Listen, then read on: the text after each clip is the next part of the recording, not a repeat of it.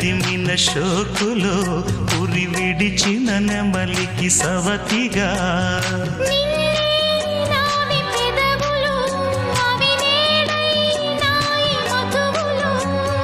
రెండు నాయి తనువులు అవి రేపవ్వాలి మనువులు